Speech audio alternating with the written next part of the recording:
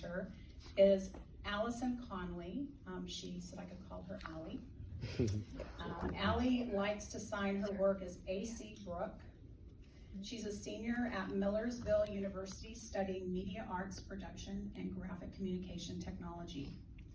When she was 19, her world was flipped upside down when a previously forgotten childhood trauma resurfaced. She's still struggling to recall the details of the event itself. While still grappling with the missing holes in her past, there was yet another question that she couldn't shake. If this experience is so common, why is no one talking about it? Her film, Paper Birds, is an ongoing documentary challenging our preconceived notions of memory and illustrating what it means when we say the body remembers trauma.